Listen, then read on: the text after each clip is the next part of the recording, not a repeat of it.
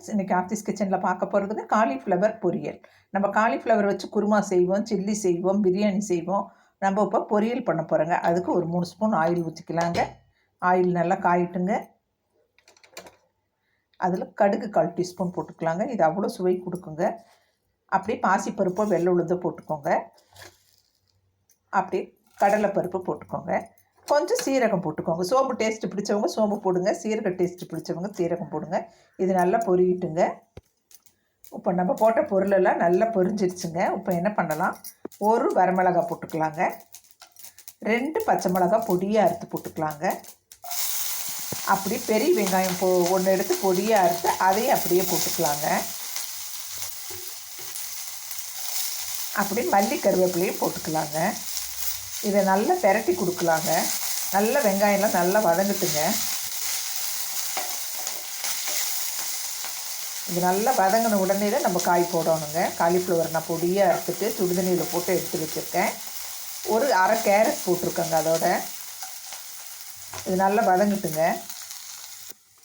நம்ம போட்ட வெங்காயம், பச்சை மிளகா, கடுகு, கடலைப்பருப்பு எல்லாமே நல்லா கரெக்டாக வதங்கி நிற்கிதுங்க. இப்போ நம்ம காலிஃப்ளவர் போட்டுக்கலாம். பீன்ஸ் கூட இருந்தாலும் பீன்ஸ் போட்டுக்கலாங்க. சூப்பராக இருக்குங்க இந்த பொரியல்.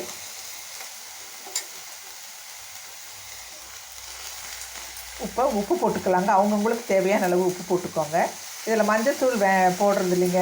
வேணுங்கிறவங்க போட்டுக்கலாங்க. நான் மஞ்சத்தூள் போட மாட்டேங்க. அப்போ தான் இது ஒயிட்டாக நல்லா இருக்குங்க பொரியல்.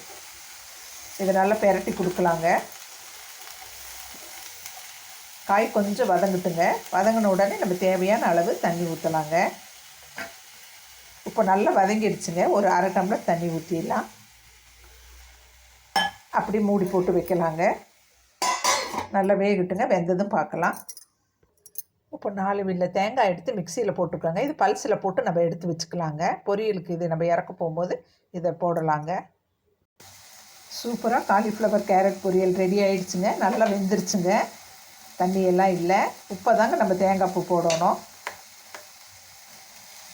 அப்படியே தேங்காய் பூ தூவிக்கலாங்க. சூப்பர் டேஸ்ட்டாக இருக்குங்க. சாம்பார் சாதம், ரச சாதம், வெரைட்டி ரைஸு, குருமா, புளிக்குழம்பு எல்லாத்துக்குமே இது மேட்ச் ஆகுங்க. இப்போ நல்லா பெரட்டிக்கலாங்க.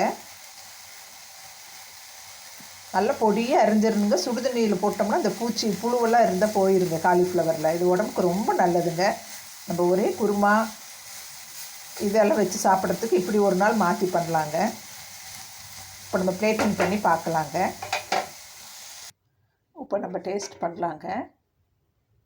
சூப்பராக இருக்குங்க. நான் போட்ட உப்போட